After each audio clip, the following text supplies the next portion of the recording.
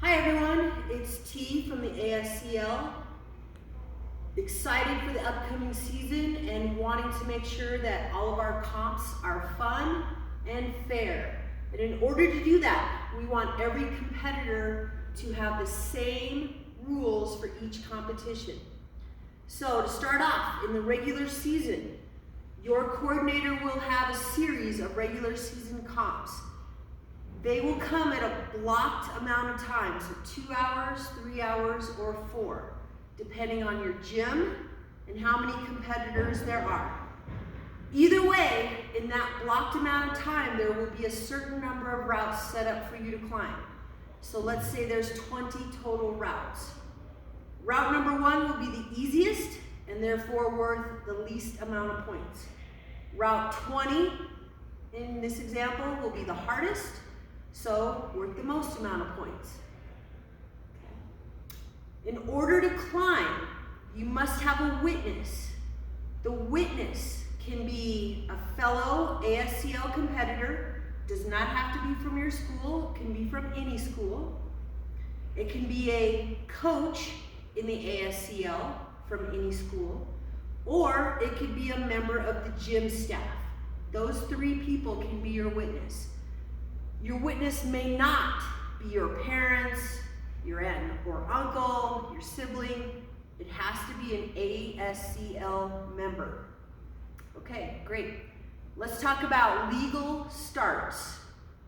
When you come to your route, it's going to be marked either with 2 boxes or with 1.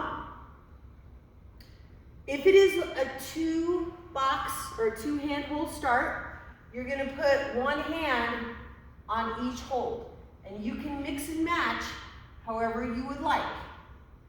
You can also spend time picking 1 foot up off the ground to decide how you're going to start.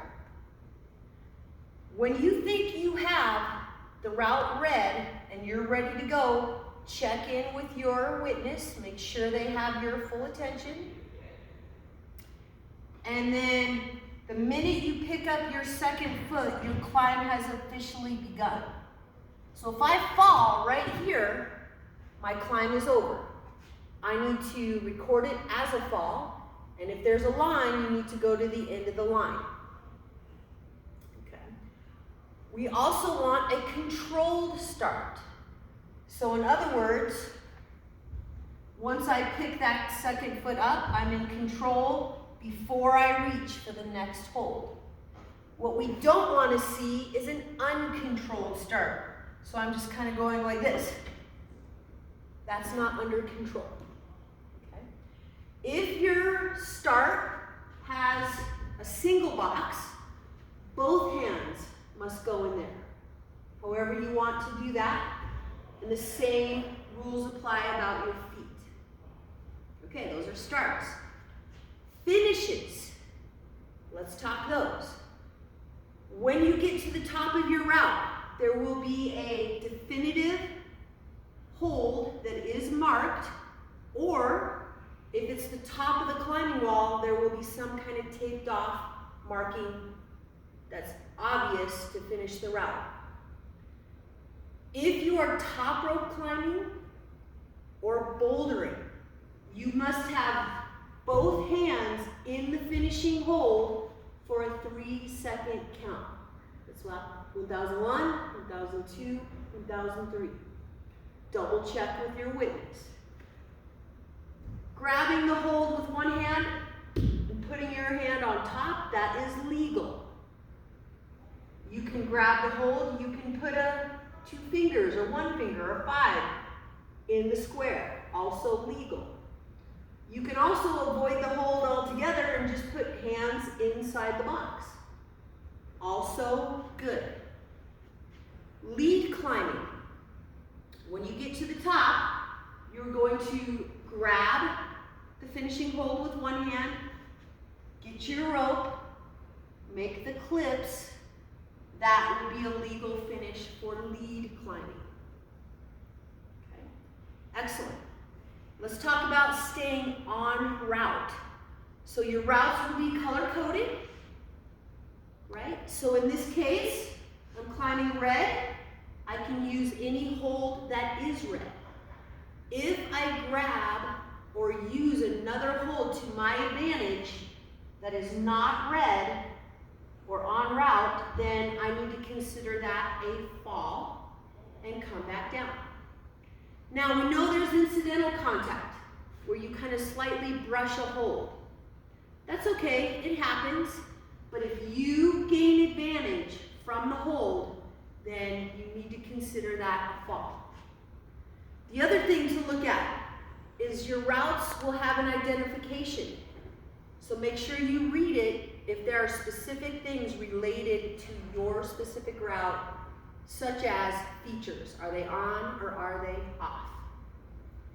Okay, if your climbing hold spins or breaks, we're going to call that a technical. You have two options.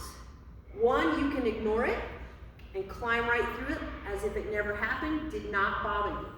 Or two, call it right then and there, get lowered to the ground or come off the route, let the gym staff know, they'll fix it, you get another attempt, and that first attempt does not count against you. Okay. Marking your falls are really important, and it comes back down to personal integrity and personal responsibility. We will count falls in the event of a tie, and that's it. So it is in your best interest to try another route, okay, or to try the route again. If you can climb a route on the first ascent and make it to the top without falling, we call that a flash, and you will get a bonus for that. So make sure you record that you flashed the route if you did so. If you lead climb, you will get a bonus for that. So make sure you record lead climb. If you flash and lead on that first attempt, you'll get both bonuses. What you may not do is top rope climb and then go back and lead climb. Okay, so the lead has to be first.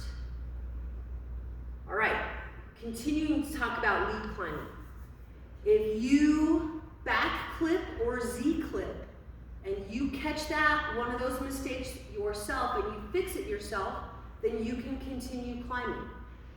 If, however, someone on the ground has to notify you that you've back clipped or Z clipped, then you're going to make the clip or make the fix so that you're safe, and then you need to be lowered to the ground and count that as a fall. Okay, let's talk about belaying. Most schools teach a tight belay, but in our climbing league, for competition purposes, we want to have what is known as competitor's slack. So if I have this into my harness, and I'm going to pretend this is my harness, on the belayer's side, I want a little belly of rope right here.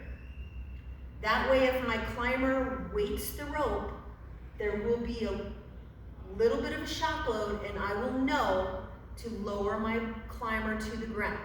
What we don't want is a tight belay like this. Okay, so give that competitor slack on the belay slack. A fall, just so we're clear, is any time you weight the climbing rope. If you're lead climbing, that's going to be obvious, right? Top rope climbing, it will be obvious with that competitor slack, and bouldering, of course, will be obvious. A fall is any time you use your off route, okay? And a fall is also any time you don't make clips correctly on lead climbing. Last, beta. We are a league that likes to collaborate, and in fact, we promote you sharing information about the route with your team and other competitors. Make each other better climbers. Share information. However, you may not share beta when you are on route. Another part of this league is for you to problem solve and read the route on your own. The worst offenders of coaching or sharing beta when you're en route are your parents. So please educate your parents that they may not share beta when you're climbing. If that is the case, your climb will be voided and you can't do it again. Okay? Share beta when you're on the ground. That's all. All right, climbers, have a great season, and I look forward to seeing you at state.